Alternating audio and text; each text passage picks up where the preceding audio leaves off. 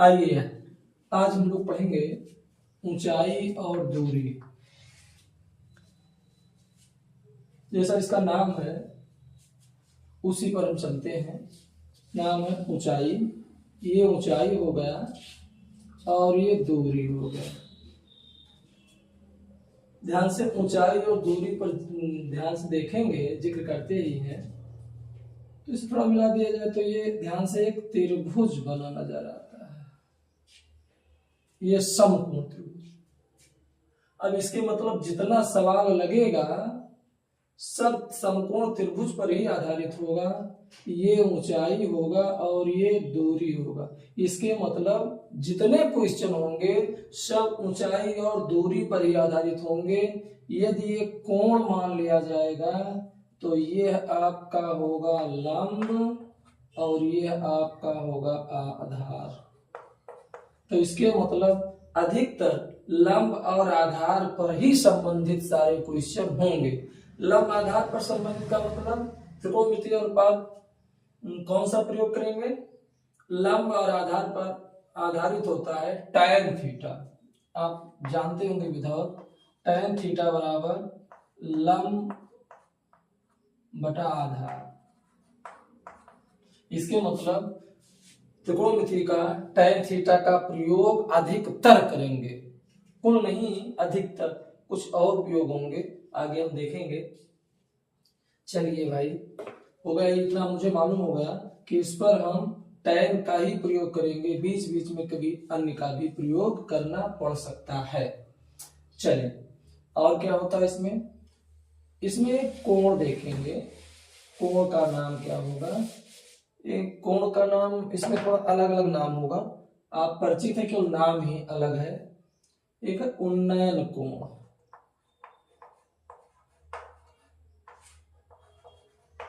अब उन्नयन कोण होता क्या है, बनता कैसे है, ये देखेंगे। मान लीजिए एक पेड़ है और ये कोई वृक्ष, ये जमीन है, यहां पर कोई फल लगा हुआ है, कोई फल लगा हुआ है,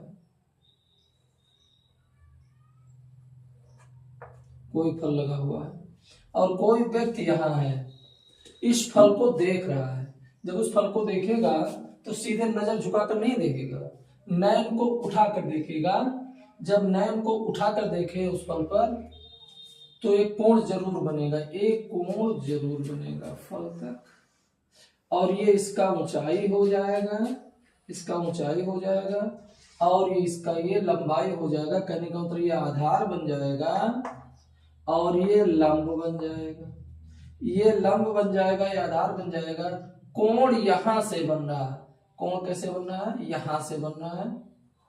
नजर को उठाकर देखते हैं, इसलिए इसका एक नाम रखेंगे इसी से संबंधित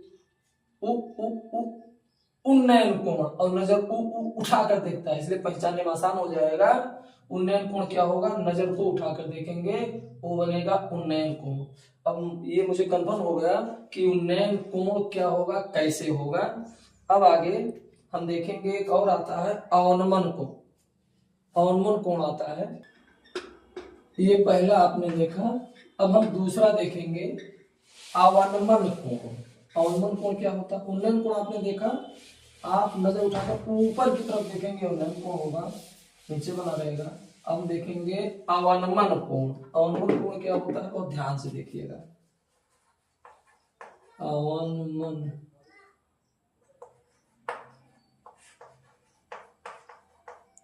अवनमन कोण क्या होता है?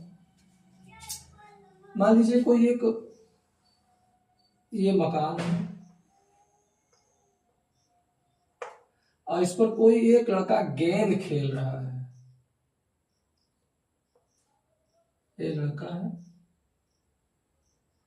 गेंद खेल रहा है और उसका गेंद गिर गया है। मान लीजिए उसका गेंद गिर गया है और गिरा है, यहां पड़ा हुआ है, वो देख रहा है। ये आपके मकान है, ये ऊपर से गेंद गिरा, यहां से देख रहा है वो।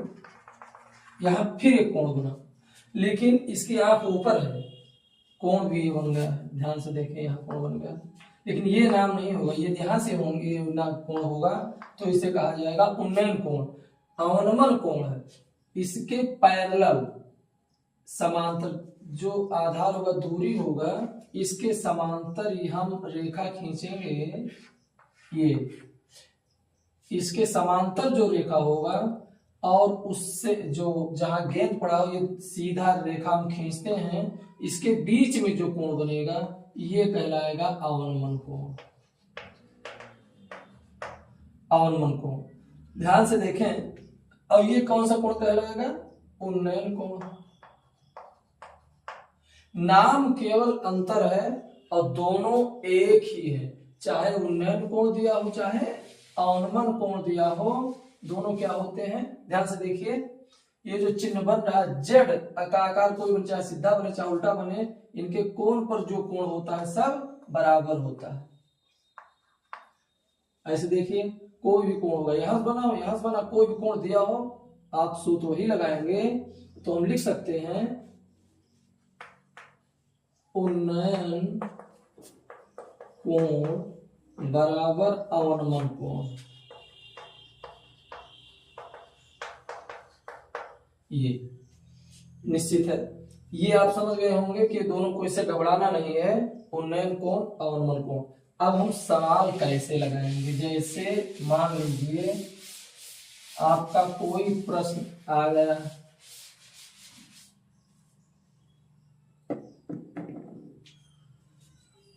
एक कोई खंभा है, एक प्रश्न आ गया, एक खंभा है, उसकी ऊंचाई मान लीजिए 10 मीटर है और उसकी परछाई जहां तक बनती है, परछाई जहां तक बनती है इस बिंदु से और खंभे के शीर्ष से कोण 45 अंश का है। अब ये प्रश्न बनेगा कि उसकी परछाई कितनी लंबी होगी, करें तो परछाई की दूरी इससे और परछाई के आखिरी बिंदु की दूरी या परछाई कितना, ऐसा क्वेश्चन आ सकता है। अब इसमें यूज कहाँ करेंगे हम ट्रिग्नोमेट्री का? सवाल जब लिखेंगे जरूर लिखेंगे, माना खंभा ए और बी है, परछाई का आखिरी शीर्ष बिंदु सी है।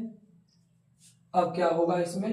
अब ये आपका ऊंचाई हुआ, ये आधार हुआ, हमको जरूरत इससे और इससे है, क्या लगेगा?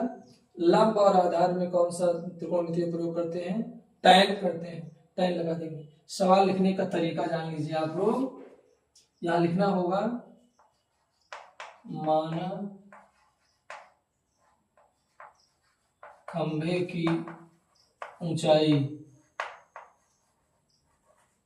बराबर h है, जो कि h बराबर क्या हो जाएगा?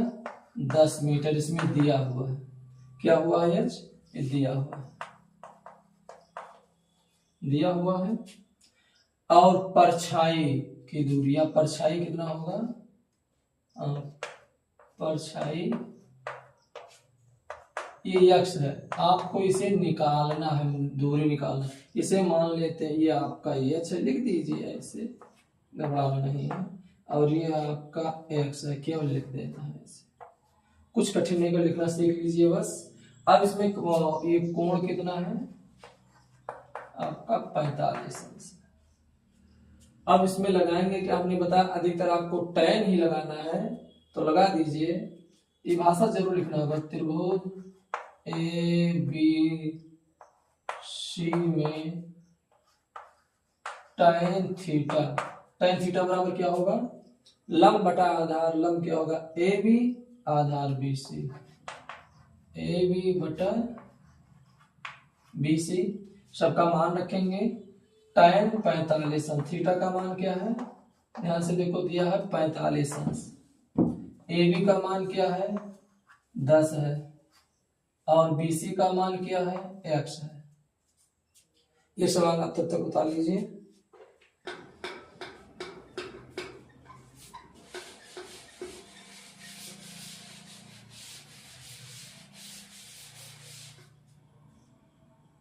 देखिए, टैन 45 का मान आप लोगों को मालूम होगा 1 होता है, tan 45 का मान 1 होता है, बराबर 10 है, 10 लिख दीजिए, x है x। अब x बराबर क्या होगा, तिरछा गुणा कर लेंगे आ जाएगा, x बराबर 10 मीटर। अब यही पूछ रहा था कि परछाई की लंबाई कितनी होगी, तो लिख सकते हो अतः परछाई बराबर 10 मीटर, यही आपका आंसर होगा। इस तरह से जितने सवाल होंगे सब लगेंगे। अब देखते हैं इस पर आधारित प्रश्न। एक सवाल है, एक ऊर्ध्वाधर खंभा है, एक खंभे की क्षैतिज तल पर परछाई है, जो अभी हमने किया अपने तरफ से। अब एक सवाल बनकर आया है, परछाई की ऊंचाई के बराबर है। एक ऊर्ध्वाधर खंभे की क्षैतिज तल पर परछाई खंभे के ऊंचाई के बराबर है, या ऊंचाई के बराबर है, तो सूर्य का उन्नयन कोण क्षैतिज तल पर परछाई उसकी ऊंचाई के बराबर है, होना चाहिए उसके ऊंचाई के बराबर है, तो सूर्य का उन्नयन कोण क्या होगा। ध्यान से देखें हल। जैसा प्रश्न है पढ़ते जाएंगे और सवाल लगाते जाएंगे। वैसे एक ऊर्ध्वाधर खंभा सीधे सीधे खड़ा है, ये ऊर्ध्वाधर खंभा ए और बी है, क्षैतिज तल पर उसकी परछाई है, ये परछाई हमने कर दिया, उसके ऊंचाई के बराबर है, मतलब ये और ए दोनों बराबर है, परछाई सी है, ये बनेगा एक त्रिभुज। यह भाषा जरूर लिखेंगे, मानो खंभे की ऊंचाई ए बी बराबर h मीटर। ए बी बराबर क्या है, h मीटर, मान लीजिए h मीटर है। अब परछाई आपकी BC है, तो प्रश्नानुसार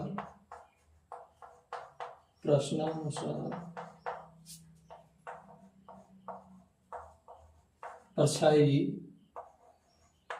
BC बराबर क्या होगा, h होगा, h मीटर, क्योंकि ये दिया है कि दोनों बराबर है, ऊंचाई और परछाई दोनों बराबर, क्योंकि ऊंचाई और परछाई, ऊंचाई तथा परछाई बराबर है, ये याद रखिएगा, ये है। अब ये उन्नयन कोण, सूर्य का उन्नयन कोण, यहां से हम देखेंगे तो ये कोण क्या होगा, ये पूछे हुए है, इसमें एक भी अंक नहीं, एक भी सवाल नहीं, सवाल लगेगा कैसे ये आप सोच रहे होंगे। लेकिन देखिए हमने कहा था ये मान लीजिए दोनों बराबर है, मान लीजिए, अधिकतर इसमें हमने कहा था टैन लगेगा, क्योंकि ऊंचाई और परछाई से ही संबंध है, तो निश्चित है टैन में ही लंब और आधार होता है, तो जरूर इसमें लगाएंगे हम टैन। लिखेंगे त्रिभुज ए बी सी में क्या होगा, टैन थीटा बराबर लंब बटे आधार ए बी बटा बी सी, ए बी बटा बी सी होगा। ए बी बराबर कितना है, एच आपने माना है एच, और बी सी बराबर ए बी एच ही है, तो ये कट जाएगा, क्या होगा 1, इसके मतलब आया tan थीटा बराबर 1। अब ये तो कोण दिखाई नहीं दे रहा है, ये 1 क्या कोण होगा, लेकिन ध्यान से देखेंगे किसका मान 1 होता है। tan जब सारणी में आप जाएंगे देखेंगे कितने अंश का मान tan का 1 होता है, तो कंफर्म हो जाएगा। जब सारणी देखेंगे तो tan थीटा 1 किसका होता है, 45 अंश का होता है। 1 बराबर क्या लिख सकते हैं, 45 अंश, 45 अंश बराबर 1 होता है, तो 1 के स्थान पर 45 लिखेंगे। इसके मतलब कितने अंश का मान 1 होगा, 45 का मान, अतः थीटा बराबर क्या होगा, 45 अंश होगा। अतः अभीष्ट कोण यहां जरूर लिखेंगे अतः अभीष्ट कोण कितना होगा 45 अंश, यही आपका आंसर। या उन्नयन कोण या अभीष्ट कोण, अभीष्ट मतलब जो पूछा गया, उन्नयन पूछा ही गया, चाहे उन्नयन लिखेंगे अभीष्ट लिखेंगे, बात एक ही है।